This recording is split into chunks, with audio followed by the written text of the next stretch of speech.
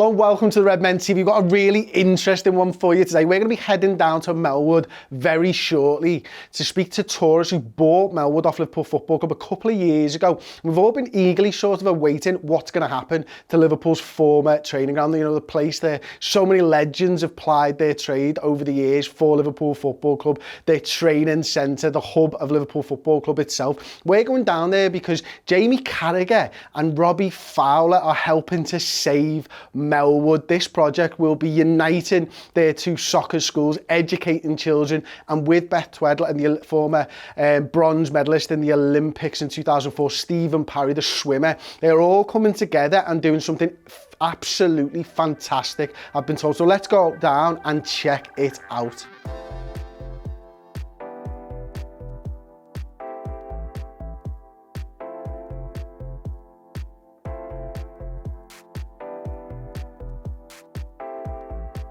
This was something that we were speaking about a few months ago before, obviously Melwood even come into the equation, was joining our two academies together. Robbie's have been really successful in the south end of the city, mine in the north end, and we wanted to maybe do something even bigger and better. We were in the midst of organising that, and then this opportunity arose with Melwood, and it just felt perfect because one of what we wanted to do, but also because of our history with the place, and I think we're both really passionate about Melwood. And yes, we were involved with the football club, and most people see that as Anfield, if you like, where we played games. But when you're a player, it's where you train every day. That's where you are. That's where you create most of your memories. So obviously, the legacy and the heritage Steve's just mentioned, we want to be a big part of that, and hopefully, make it a huge success going forward with the academy opportunity for young people, and not just in the city. I'm sure up and down this country, or maybe even worldwide, we'll try and make it international as well. But I'm sure we'll always, in some ways, look after our own and try and help kids in Liverpool, as we have done with our academies up until now. And great opportunity for us, and bring some great memories for us as well. But hopefully memories for the future for the young people who will be involved in the academy. We as young kids sort of started our education here.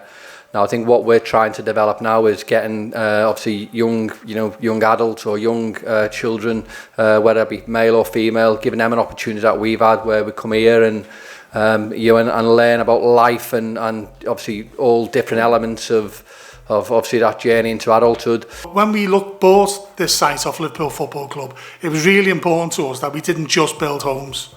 Whilst homes are really important to us in our organisation, we wanted to do something to respect that legacy, history, and really create a vibrance for the community going forward. And I think that's what we've got here today. And I'm delighted that we've got sort of local sporting icons as such on the panel who've been part of those memories, creating for people. I think some of those people created not so nice memories for us Everton fans, by the way, over the years, but nevertheless, creating those memories for people that we can use in a positive respect and really do positive things going forward for people. Cara was saying when he's realised what he's done with his academy down the north end, me the south side of Liverpool. When we amalgamate, I think we're a perfect fit. We've grew up together. I think now we can grow old together. Some of us will grow a little bit better.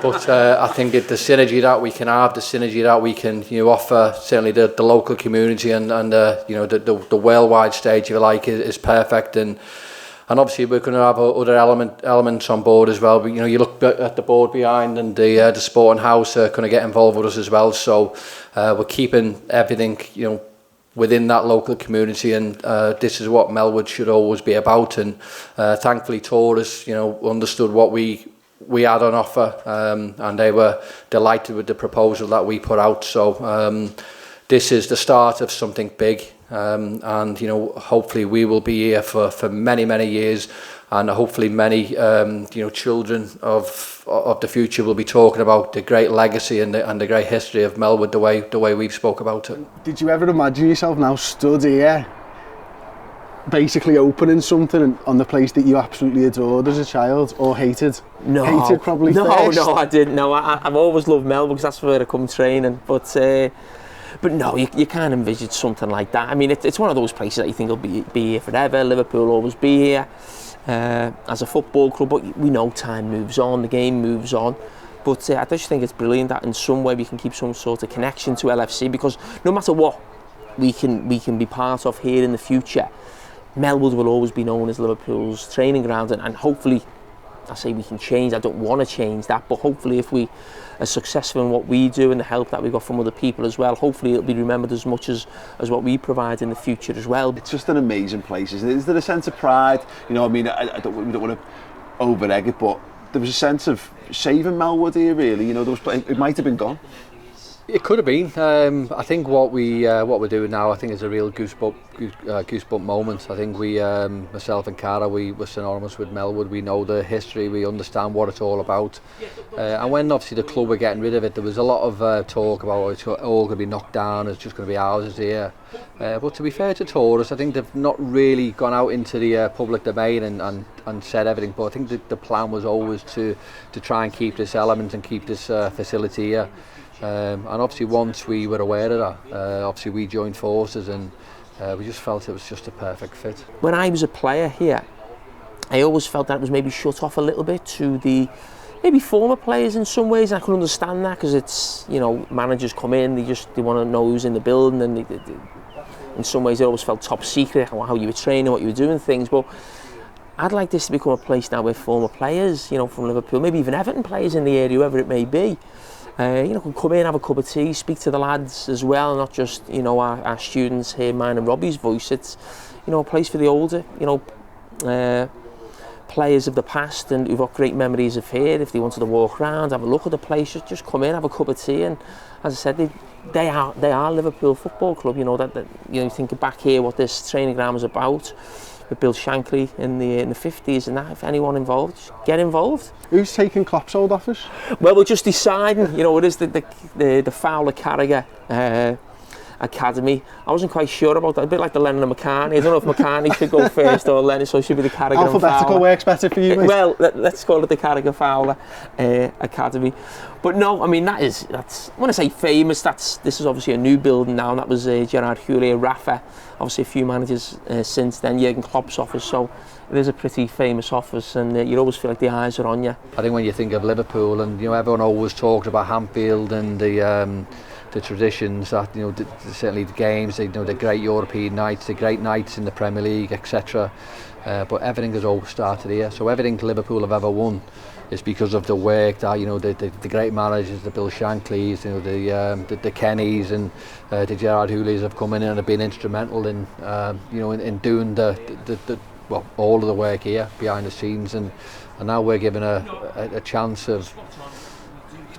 to people, you know, to come in and experience what we've had and what we've done for years, and go on and further better themselves. And what about, like, thinking about those specific sort of moments here at Melwood? Is there anybody that, you know, you looked up to that inspired you to be the player that you became? And is that what you're hoping to see from all those other people, that you can inspire people to go on and do something epic? Well, the person I remember is Ronnie Moran. He wasn't obviously a player, he was a coach when I was here, but he's the one person I think of when I think of Melwood. You know, he would have been here as a player under Shankly, then goes right the way through as a coach, and even when he'd stop coaching the team, he used to come back and just walk around the, you know, the perimeter, really. And maybe a lot of the new foreign players coming in at that time maybe weren't quite sure who he was or what his history to the club was, but that's the person I always think of when I think of Melwood, and he certainly inspired me. Ronnie Moran's probably the most synonymous sort of face, I guess, with Melwood over the years. What was he like here? You know what, he was brilliant. Don't get me wrong, there's been moments where you couldn't stand him because you think he's a little bit too hard or too tough, but it's not until you're probably a little bit older that you realise sort of what it was and why he was being tough, and he was just wanting to get a little bit more out of you. When you're looking out over the pitches, do you any particular moments that stand out to you? No, I've been lucky enough to score probably on every blade of grass on this this facility, actually, because I mean, here just below us was the B pitch, the A pitch over there. We used to have obviously Wembley and the pigsty, which the pigsty was just one of the little parts of grass where it was all the youth team were based, and that was quicker to lose its shape, shall I say, than anywhere else. Obviously Wembley, you just you know, the old A pitch, you know, that was like an old Wembley. you weren't allowed on that unless you were a first team player. So I think you have to be quite lucky to be on that. So you've got the defence side up, you've got a striker there with Robbie need a Fowler, midfield general. Any chance of it in the future? Maybe is that your role, is it? No, not me. I'm thinking of mate of yours. Maybe you used to play with a little bit, you know what I mean? Maybe Stevie could come in, put his name with it as well. We do need a top midfield player, yeah, but I think he's got enough on his hands up in on his own training ground up in Glasgow at the moment. But maybe when he stops managing, then maybe we can entice him to Melwood, as opposed to maybe Anfield, where there's talk of him maybe being a future manager. So if he doesn't take over our famous club, maybe he can take over the old training ground with me, myself and Robbie. Brilliant, Robbie. Jamie, it's been an absolute pleasure. Thank you so much, mate. Appreciate it. Paul. Thanks, Chris.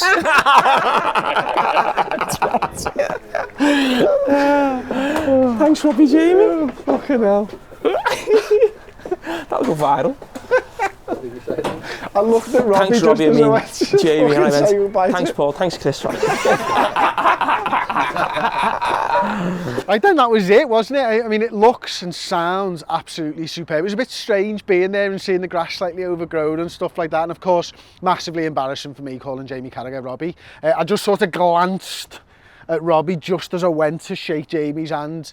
I need to stop drinking, don't I? But listen, tell you what, two fellas there, Robbie Fowler and Jamie Carragher, that are doing great things for this city, the communities of the city as well. Obviously Torus doing this for the communities, that's what they're saying, so absolutely brilliant. And I'm so happy that Melwood gets to keep that sort of institution of excellence, and that's what it will become with Jamie Carragher and Robbie Fowler at the helm.